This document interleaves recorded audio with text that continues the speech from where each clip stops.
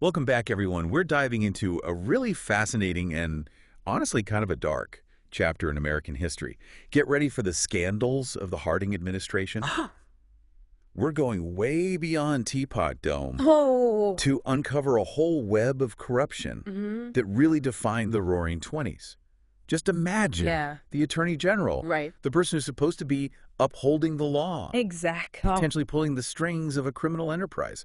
It's wild. It's a story full of intrigue, for sure, Yeah. betrayal, and some seriously shocking twists. Absolutely. And, thinking about it, Yeah. this wasn't just like a few bad apples, right? No, not at all. The scandals of the Harding administration really reflect a specific moment in American history. You really do. So I guess to really understand it, Mm. set the scene for us. What was happening in America that allowed something like this to occur? Well, the Roaring Twenties were a time of, well, immense social and economic change. America was emerging from World War One, Right. and there was this widespread yearning for normalcy Right. and stability. People were just tired of war. Understandably. Tired of sacrifice. They wanted to enjoy life, make money, and forget about the horrors they just witnessed.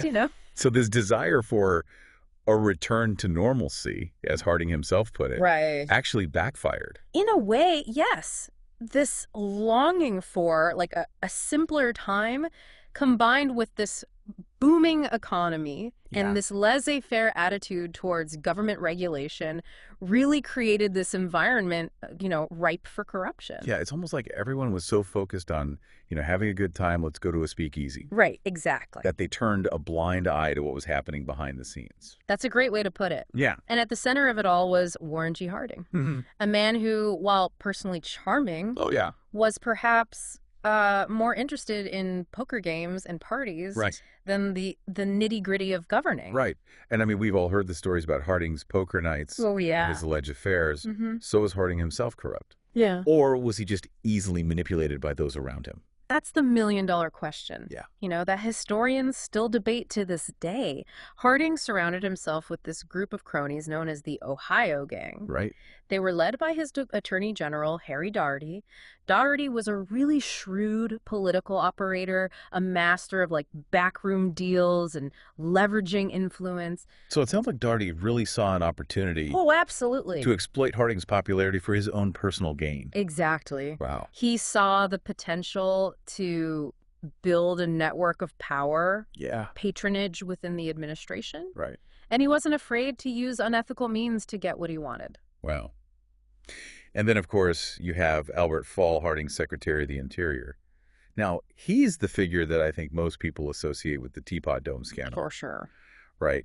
And he always seemed to have a knack for, well, shady dealings. He did. So Fall was entrusted with managing the nation's vast oil reserves, Mm-hmm. but instead of acting in the public interest, he basically saw this as an opportunity to enrich himself Exactly. and his friends. Yeah.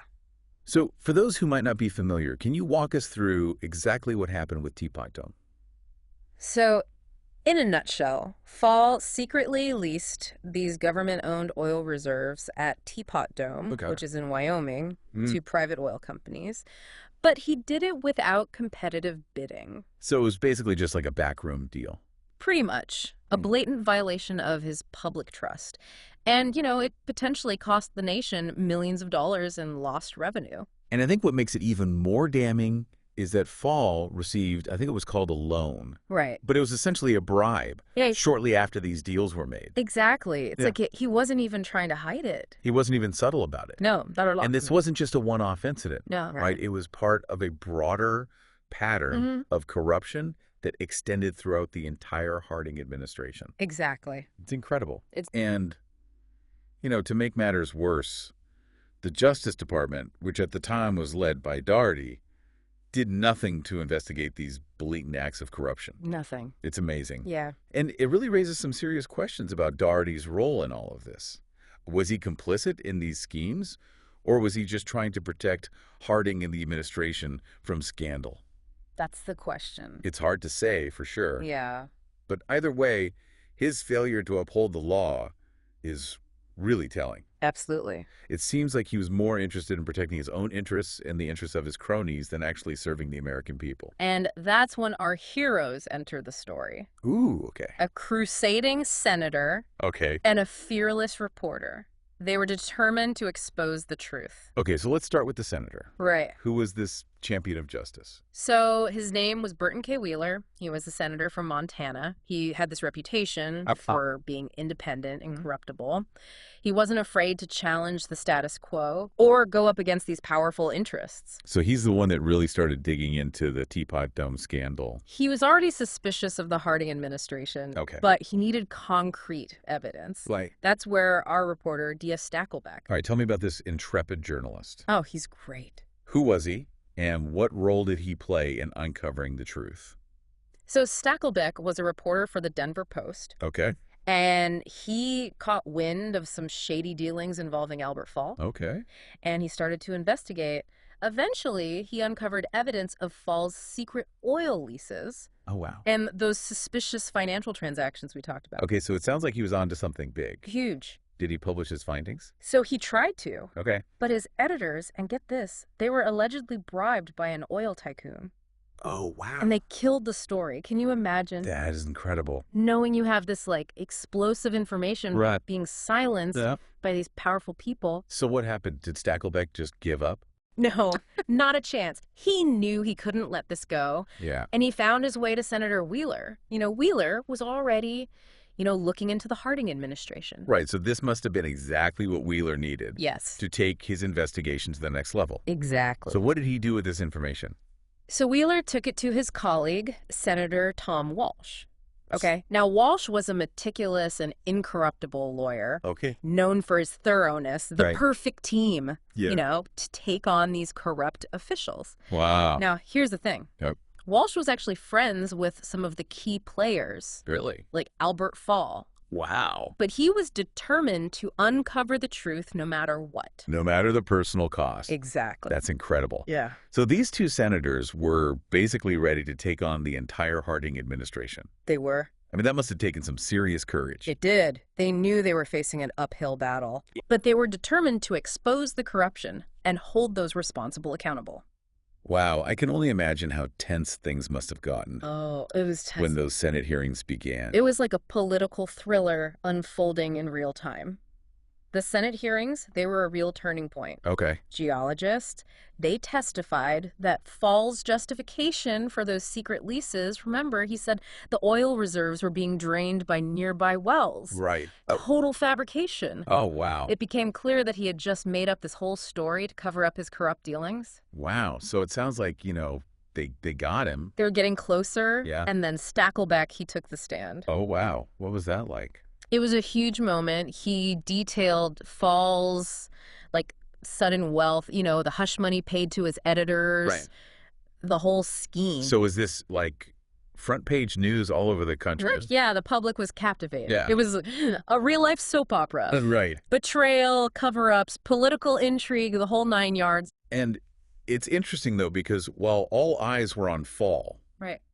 another drama was unfolding kind of behind the scenes. So, yeah. What do you mean? While the Teapot Dome hearings were going on, the Senate, they launched a separate investigation Okay. into the Justice Department's failure to act on any of this. It's amazing. And then suddenly, Daugherty, he vanishes. He just disappears. Yep. Where did he go? So he turns up in Chicago, subpoenaed by a grand jury Okay. that was investigating corruption in the Veterans Bureau.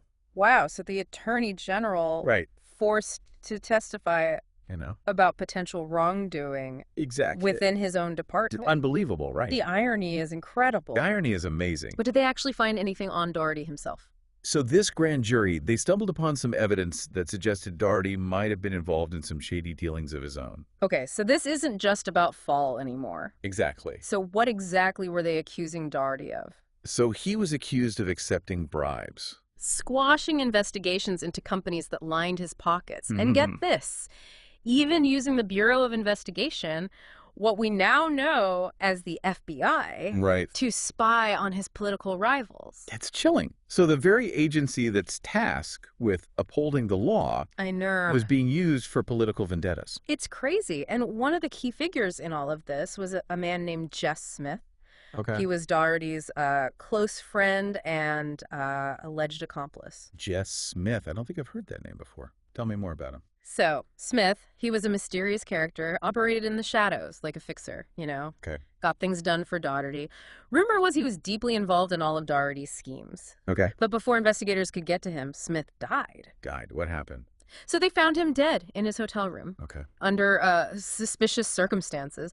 Officially, it was ruled a suicide. Well. But, you know, rumors swirled that there was foul play involved. Right. Yeah. Had he become too much of a liability? Right. Did he know too much? Yeah, that's what makes you wonder, right? Exactly. So this is getting more and more intriguing. It sounds like something straight out of a film noir. I know.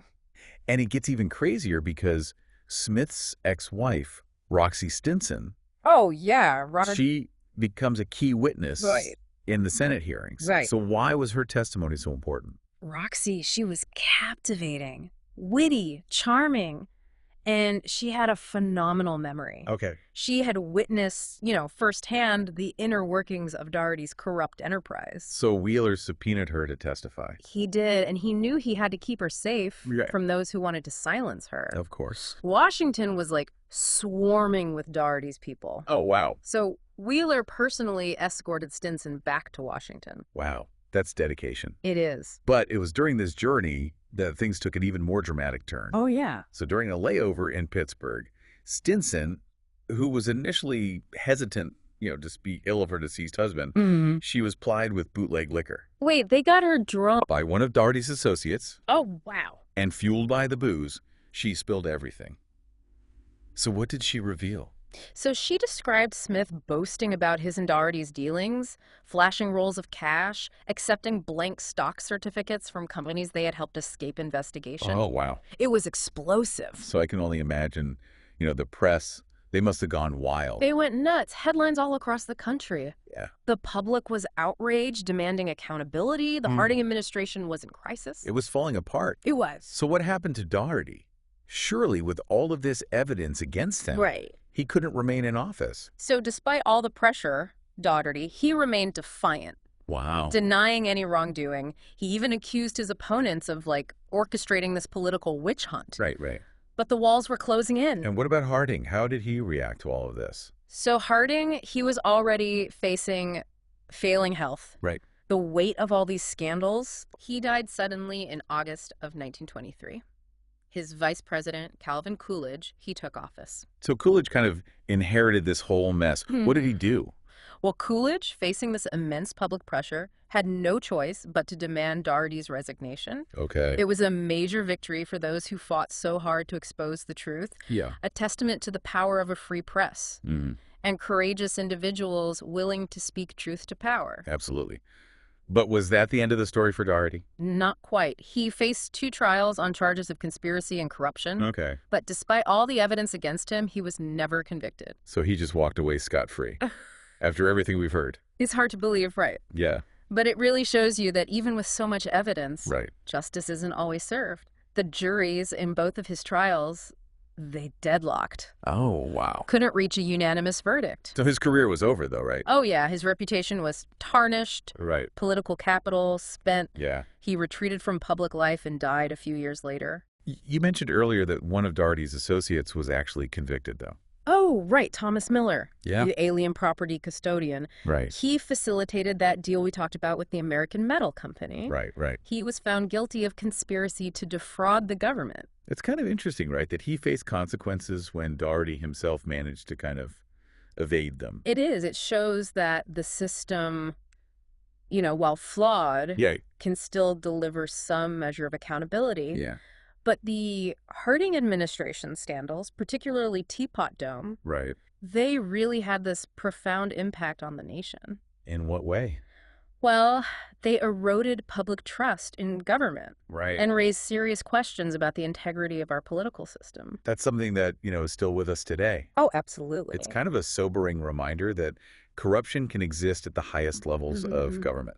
It's a timeless tale, unfortunately. But there is a silver lining, right? There is. Because the relentless pursuit of justice, Yeah. right, by people like Senator Wheeler, Yeah. really set a precedent for future congressional investigations. For sure. It showed the power of, legislative oversight Absolutely. and the importance of holding those in power Right. accountable for their actions. Exactly. And the courage of D.F. Stackelbeck, I mean, the reporter who just wouldn't be silenced, He's amazing. is a real testament to the role of a free and independent press Mm-hmm. in a democracy. It's essential. Absolutely. So I guess, what does all of this mean for us now Yeah. in the 21st century? Right. How do these events from a century ago resonate with the challenges we face today? I think the Harding administration's scandals, they really highlight these timeless dangers of unchecked power, Right. greed, Yeah. and the erosion of public trust. They serve as the stark reminder Yeah. that these issues, they're not relegated to the history books. Right. We're still grappling with them today.